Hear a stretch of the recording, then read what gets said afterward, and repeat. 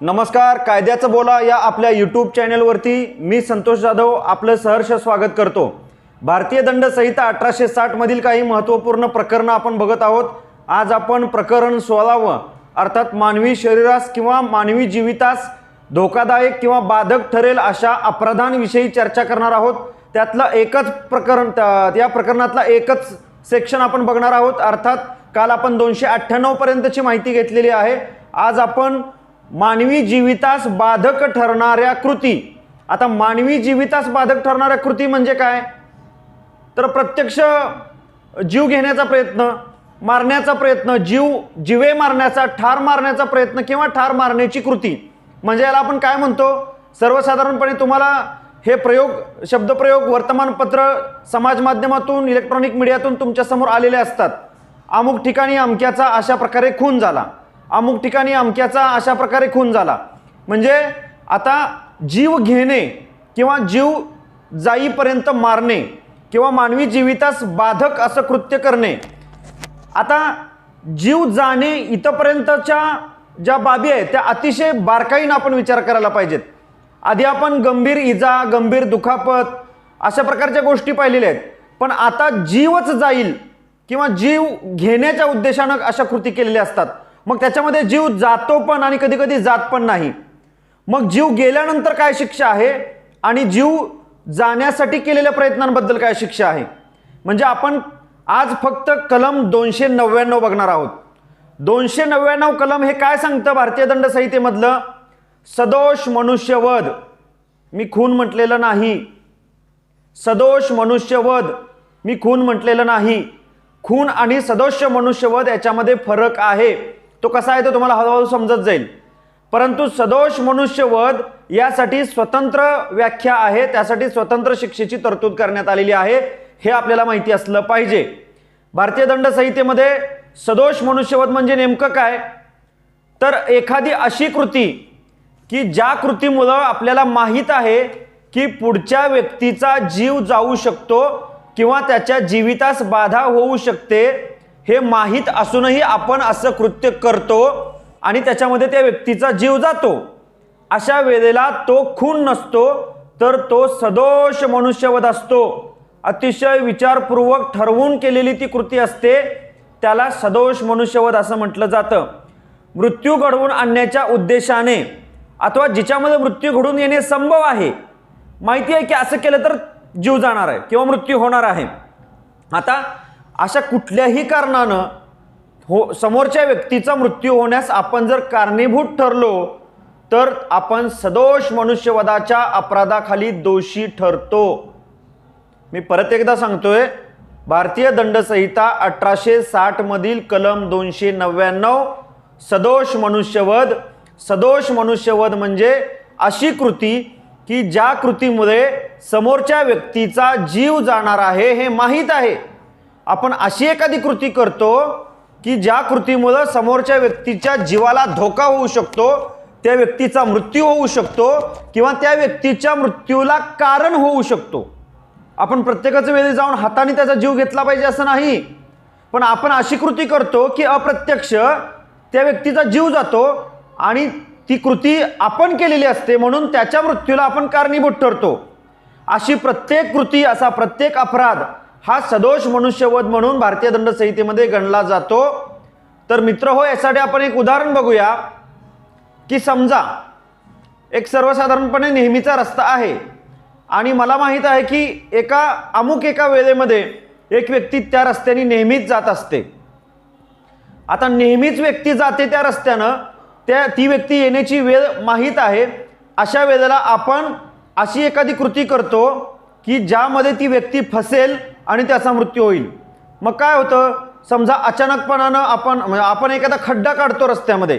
आपण म्हणजे ज्याचं इंटेन्शन असतो ती व्यक्ती रस्त्यामध्ये अशा प्रकारे खड्डा काढते आणि त्याच्यावर गवत वगैरे झाकून ठेवते की येणाऱ्या माणसाला काय वाटेल की अरे ह्या तर नीटच रस्ता आहे, याच्यामध्ये कुठं खड्डा वगैरे कुछ भानगड नाही याच्यामध्ये। तर तो व्यक्ती येणारा तो सरळच जाण्याचा प्रयत्न करतो, पण त्याला माहीत नसतं की इथं कोणीतरी खड्डा खणून ठेवलेला आहे आणि तो त्या खड्ड्यामध्ये पडतो आणि त्याचा जीव जातो। अर्थात अशा प्रकारे त्या व्यक्तीला स्वतः आपण हाताने काय केलंय का, स्वतः आपण त्या व्यक्तीच्या शरीराला स्पर्श केलाय का, नाही, परंतु त्याचा मृत्यू होण्याला आपण कारणीभूत ठरलो ना, म्हणून आपण सदोष मनुष्यवधाच्या अपराधाखाली दोषी ठरतो.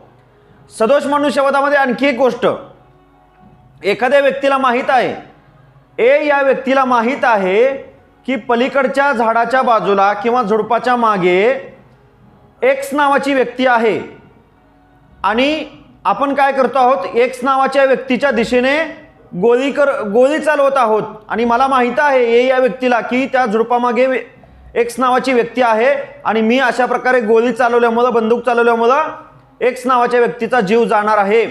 आणि असं असताना माहीत असूनही ए नावाची व्यक्ती म्हणजे मी जर गोळीबार करत असेल आणि त्यात जीव जात असेल त्या एक्स नावाच्या व्यक्तीचा, तर यामध्ये मी 100% दोषी आहे. मला सदोष मनुष्यवधाच्या अपराधाखाली शिक्षा होऊ शकते. आणखी एक उदाहरण मी सांगतो. आता हेच उदाहरण घेऊया. ए नावाच्या व्यक्तीच्या हातामध्ये पिस्तूल आहे, बंदूक आहे आणि बी नावाची व्यक्ती झुडपाच्या आडाला लपलेली आहे किंवा काहीतरी करत आहे आणि एक्स नावाची व्यक्ती येते आणि एला काय सांगते की त्या झुडपाच्या आडाला, त्याला माहिती आहे की तिकडे व्यक्ती आहे, एक्स या व्यक्तीला माहिती आहे की बी नावाची व्यक्ती त्या झुडपाच्या आडाला आहे, परंतु एक्स ही व्यक्ती एला सांगत नाही की तिकडे कुणी व्यक्ती आहे, तिकडे काहीतरी जंगली प्राणी आहे, असंच त्याला भासून गोळी चालवण्यास अप्रवृत्त करतो आणि ए काय करतो की त्याच्या सांगण्यावरून तो गोळीबार करतो. तर अशा वेळेला एचा बीला मारण्याचा कुठलाही उद्देश नव्हता, इंटेन्शन नव्हतं, मेन्स रिया नव्हता, म्हणजे गिल्टी इंटेन्शन, ज्याच्यामध्ये आपण अपराधी वृत्ती, अपराधीपणाची भावना किंवा काय म्हणतो आपण त्याला, विकृत चुकीचं काही करण्याची त्याची मानसिकता नव्हती, पण एक्सने सांगितल्यामुळे त्यानं ते केलं. अशा वेळेला ए ही व्यक्ती निर्दोष असते, पण एला कृती करायला भाग पाडलं म्हणून एक्स नावाची व्यक्ती मात्र इथं अपराधी ठरते. म्हणजे आपण इतरांच्या मृत्यूला कारणीभूत जर होणार असलो तर आपण सदोष मनुष्यवधाच्या अपराधाखाली दोषी आपल्याला ठरवलं जाऊ शकतं. आता याच्यामध्ये आणखीन दुसरा एक प्रकार असा आहे की एखाद्या आजाराने एखादी व्यक्ती पीडित आहे आणि पुढे कधीतरी अगदी काही दिवसांनी त्याचा मृत्यू होणार आहे माहीत आहे, परंतु तरी देखील समजा 2-4 वर्षांनी त्या व्यक्तीचा मृत्यू होणार असेल, परंतु त्या व्यक्तीचा मृत्यू त्याच्या पण आधीच होईल असं काहीतरी कृत्य त्या व्यक्तीच्या बाबतीमध्ये एखादी व्यक्ती करते, तेव्हा तो सुद्धा सदोष मनुष्यवधच असतो. तो नाही असं म्हणू शकत की नाही ना आता काय तो 2-3 वर्षांनी मरणारच होता की नाही, तो कधी मरणार होता तेव्हा मरू देत, त्याच्या मृत्यूला तुम्ही कारणीभूत व्हायचं नाही. कुठल्याही परिस्थितीमध्ये, कुटुंबात असो, ऑनर किलिंगचे केसेस पण आपण पाहिलेले आहेत, किंवा समाजामध्ये असो किंवा आणखी कुठं असो, तुम्हाला इतरांच्या मृत्यूला कारणीभूत होता येणार नाही. तुम्ही अशा प्रकारे कारणीभूत झाला तर तुम्हाला त्याच्यामध्ये अपराधी किंवा दोषी ठरवलं जाऊ शकतं. त्याच्यानंतर आणखी एक सांगितलेलं आहे की एखादी कृती टाळणे. तर समजा एखादा पेशंट आहे आणि त्याच्या जीवाला, त्याचा जीव वाचू शकतो, मी डॉक्टर आहे किंवा मला काही माहिती आहे, मला दिसतंय की बाबा ह्याचा आता मृत्यू होईल, मी काहीतरी जे करायला पाहिजे, जे शक्य आहे, मला दिसतंय अशी परिस्थिती आहे की मी एखादी कृती केल्यानंतर त्या व्यक्तीचा जीव वाचवू शकतो, मला हे माहिती आहे की एखाद्या माझ्या कृतीने या व्यक्तीचा जीव वाचू शकतो, असं असतानाही मी ती कृती केली नाही म्हणून त्या व्यक्तीचा मृत्यू झाला, अर्थात मी इथं दोषी आहे. सदोष मनुष्यवधाचा अपराध माझ्याकडून घडलेला आहे, कारण माझ्या कृती न करण्यामुळे, मी आधी सांगितलंय what is crime. Crime is omitted by, म्हणजे an act omitted by person, म्हणजे अशी कृती की जी व्यक्तीनं करावयाची टाळलेली आहे, ती करायला पाहिजे होती पण त्याने केली नाही. याच्यामध्ये डॉक्टर असतात, कुणीतरी सर्वसाधारण रस्त्याने जाणारी माणसं सुद्धा असू शकतात, की an act which is omitted by person, म्हणजे एखाद्या व्यक्तीकडून एखादी कृती करायला पाहिजे होती ती न केल्यामुळे त्या व्यक्तीचा मृत्यू झाला. इथं सुद्धा तुम्ही म्हणजे जाणीवपूर्वक केला असेल तर, जाणीवपूर्वक तुम्ही टाळलेला की नाही नाही याला मरू दे असं म्हणून जर तुम्ही केलं असेल तर तुम्ही इथं मृत्यूला कारणीभूत आहात. आता ह्याच्यापेक्षा आणखी एक आहे की मातेच्या गर्भातील, मातेच्या उदरातील गर्भ, आता आईच्या पोटातील मूल जे जन्माला अजून आलेलं नाही आता त्याच्या मृत्यूला कोण कारणीभूत असेल तर त्याच्या तरतुदी वेगळ्या आहेत, पण त्या मातेच्या पोटातील मूल अगदी जन्माच्या वेळेला ते मूल आईच्या पोटातून बाहेर आलेलं आहे, भले त्याचा थोडा जरी भाग शरीराच्या बाहेर आलेला आहे, आणि अशा वेळी काही हलगर्जीपणा झाला जाणीवपूर्वक किंवा काही अशी कृती केली किंवा निष्काळजीपणा केला तर तुम्हाला मग त्या मुलानं श्वास घेतलेला असो अगर नसो ते मूल आईच्या पोटातून बाहेर अर्ध जरी आलेलं असेल आणि अशा वेळेला त्याचा जीव जायला कारणीभूत होणारी कुठलीही एखादी कृती केली असेल किंवा त्याचा जीव वाचण्यासाठी जी कृती करायला पाहिजे ती कृती केली नसेल तर अशा अपराधाबद्दल सुद्धा तुम्हाला सदोष मनुष्यवधाच्या अपराधाच्या अंतर्गत तुम्हाला इथं शिक्षा केली ठरवली जाऊ शकते। आता सदोष मनुष्यवध हा खून कधी नसतो तर जेव्हा सरकारी ऑर्डर असते, लष्कराच्या अधिकाऱ्यांना आदेश असतात किंवा अशी एखादी परिस्थिती असते की जिथं आता गरज आहे की शस्त्र चालवलं पाहिजे, पण त्यासाठी कायद्याने अधिकृत केलेल्या व्यक्तीचा आदेशच तिथं असायला पाहिजे। अशा वेळेला जर एखाद्या सामान्य माणसाचा मृत्यू झाला किंवा काय झालं तर त्याला त्याच्यामध्ये एक्सक्यूज केलं जाऊ शकतं, अन्यथा रोज उठून कुणीही मला अधिकार होता, मला गरज होता, प्रायव्हेट डिफेन्समध्ये मी सांगितलं खाजगी संरक्षण, व्यक्तीनं स्वतःचं संरक्षण करत असताना केलेल्या हल्ल्यामध्ये पुढच्या व्यक्तीचा मृत्यू झाला तरी सुद्धा तुम्हाला याच्यामधून सुटका होऊ शकते। पण जाणीवपूर्वक एखादी कृती करून समोरच्या व्यक्तीच्या मृत्यूला कारणीभूत ठरत असाल तर तिथं तुम्ही दोषी असाल। जाणीवपूर्वक एखादी कृत्य न करण्याने सुद्धा समोरच्या व्यक्तीच्या मृत्यूला तुम्ही कारणीभूत ठरत असाल तर तरी सुद्धा तुम्हाला तिथं शिक्षा होण्याची शक्यता म्हणण्यापेक्षा ती शिक्षा होणारच असते। बऱ्याच वेळेला मी चिथावणीचं पण सांगितलेलं आहे तुम्हाला की चिथावणी म्हणजे अप्रवृत्त करणे, एखादी कृती करायला भाग पाडणे, भडकावणे, ह्याच्यातून सुद्धा खून मारामाऱ्या किंवा मनुष्यवध होत असतो, पण ते मनुष्यवधामध्ये येत नाही, ते खुनामध्ये जातं। आता खून कसा असतो, कसा होतो आणि त्याच्या शिक्षा काय आहेत हे पण आपण आता नंतर बघणार आहोत। आता साधारण जो 302 आहे तुम्हाला माहित आहे सगळ्यांना, आता 299 आणि 300 हे सदोष मनुष्यवध आणि खून आहे, आणि 301 काय आहे तर सदोष मनुष्यवध। आता मृत्यू घडवून आणण्याच्या उद्देशानं म्हणजे थोडा फरक आहे त्याच्यामध्ये। ज्या व्यक्तीचा मृत्यू घडवून आणणे उद्देशित होते, आता मगाशी मी सांगितलं की ठरवलेलं आपण एका व्यक्तीला मारायचं आहे, त्यांनी ते तशी रचना करून मारलं, सदोष मनुष्यवधामध्ये वेगळं आणि खुनामध्ये वेगळं। आता 301 काय सांगतं याच्यामध्ये तर समजा मला ए या व्यक्तीला मारायचं होतं आणि ए या व्यक्तीला मारण्याच्या प्रयत्नात मी बी या व्यक्तीला माझ्याकडून मारलं गेलेलं आहे, तर अशा वेळी सुद्धा जर तुम्ही ए ला मारल्यानंतर तुम्हाला जी शिक्षा होणार होती तीच शिक्षा तुम्हाला बी या व्यक्तीला मारल्याबद्दल होणार आहे किंवा बी या व्यक्तीच्या मृत्यूला कारणीभूत ठरल्याबद्दल होणार आहे। म्हणजे 301 मध्ये फरक एवढाच आहे, 299 आणि 300 मध्ये प्रत्यक्ष उद्देशित केलेली व्यक्ती असते आणि इकडं 301 मध्ये उद्देशित नसलेली व्यक्ती मारली जाते।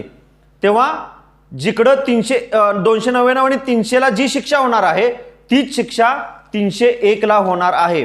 अर्थात या दोन्ही अपराधांसाठी शिक्षा काय आहे बघा, 302 म्हणतात बघा, 302 लागलंय, आपण हाफ मर्डर वगैरे म्हणतात। हाफ मर्डर ही व्याख्याच, हा शब्दच भारतीय दंड संहितेमध्ये नाही, तो असाच वापरात आलेला आहे।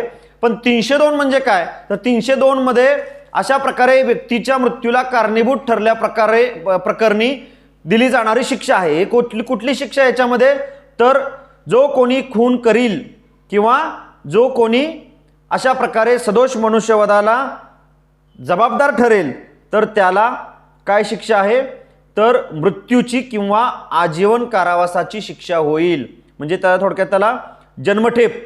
आता सदोष मनुष्याच्या वधाच्या बाबतीमध्ये सुद्धा 10 वर्ष ठरेल, 10 वर्ष असू शकेल इतकी खुनाची, 10 वर्ष तुम्हाला जेल म्हणजे कारावास भोगावा लागेल आणि खुनामध्ये तुम्हाला जन्मठेप होऊ शकते। म्हणजे थोडा फरक आहे याच्यामध्ये, पण या शिक्षा दोन्ही गुन्ह्यांसाठी वेगळ्या आहेत। 299 साठी वेगळे आहे, 301 साठी वेगळे आहे आणि थोडक्यात 300 साठी वेगळे आहे। म्हणजे खून आणि सदोष मनुष्यवधाला 10 वर्ष तुरुंगवास आणि खुनासाठी कुठला आहे तर जन्मठेप, म्हणजे त्याला थोडक्यात आजीवन कारावासाची शिक्षा आहे। तर कैद्यांनी, आता ह्याच्यामध्ये ऑलरेडी शिक्षा भोगत असलेल्या कैद्यानं जर अशी कृती केली असेल तर त्याला सुद्धा मृत्यूची शिक्षा निर्धारित केलेली आहे. अर्थात ह्या सगळ्या मोठ्या प्रक्रिया आहेत, लांबलचक प्रक्रिया आहेत. या प्रक्रिया यशस्वी होतातच असं नाही, पण जास्तीत जास्त शिक्षा देण्याचा उद्देश याच्यामध्ये असतो, जेणेकरून अशा कृती करणाऱ्यांवरती जरब बसू शकतो. आता 304, 305, 306 आणि आता 307 मी म्हणतो ना हाफ मर्डर. हाफ मर्डर म्हणजे काय? 307. आता खुनाचा प्रयत्न करणे. आता प्रयत्न करणे म्हणजे अशी कृती की तो अर्धा खून असतो, त्यातून मृत्यू ओढवणारच होता पण थोडक्यात वाचला. अशा प्रकारे केलेल्या कृतीला 307, त्याला तुम्ही हाफ मर्डर म्हणता, पण इकडं कायदेशीर भाषेत हा शब्द कुठेही नाही, त्याला कलम 307 एवढंच आहे. ह्याच्यासाठी सुद्धा सर्वसाधारणपणे 10 वर्षापर्यंतच्या शिक्षेची तरतूद करण्यात आलेली आहे. अशा प्रकारे 307 नुसार खुनाचा प्रयत्न करणाऱ्या कैद्याला, जो ऑलरेडी शिक्षा भोगत आहे, त्याने जर असा प्रयत्न केला तर त्याला सुद्धा मृत्यूची शिक्षा होऊ शकते, म्हणजे देहदंडाची शिक्षा सुद्धा होऊ शकते. तर अशा प्रकारे आपण आज मृत्यूच कारणीभूत, म्हणजे एक सदोष मनुष्यवध आणि एक खून, उद्देशित नसलेल्या व्यक्तीचा खून होणे आणि कैद्याने खून करणे, तर अशा प्रकारे 4 प्रकारचे खून किंवा अपराध आपण बघितलेले आहेत. एवढं लक्षात ठेवा याच्यामध्ये की फार कठोर शिक्षा आहे. 10 वर्षापासून ते जन्मठेपेपर्यंत आणि अगदी देहदंडापर्यंतच्या शिक्षेची तरतूद या 299, 300, 301, 302, 303, 304 च्यामध्ये बालकांच्या, भ्रमिष्ठ व्यक्तीचा खून, म्हणजे असे छोटे छोटे आणखी उपकलम आहेत. परंतु प्रमुख यातली 299, 300, 301 आणि 302 आणि 307, तर या सगळ्या कलमांमध्ये खुना आणि सदोष मनुष्यवधाच्या बाबतीमध्ये स्पष्टपणे तरतुदी करण्यात आलेल्या आहेत. मला आशा आहे की आपल्याला हे समजलं असेल. आपल्याला आवडलं असेल तर नक्कीच लाईक करा, कमेंट करा, शेअर करा आणि माझ्याशी दररोज ह्या यूट्यूब चॅनलवरती जोडून राहा. आपण मला चांगला प्रतिसाद देत आहात, त्याबद्दल आपल्या सर्वांना मनपूर्वक धन्यवाद. आज आपण इथंच थांबूया. जय हिंद, जय महाराष्ट्र, जय शिवराय.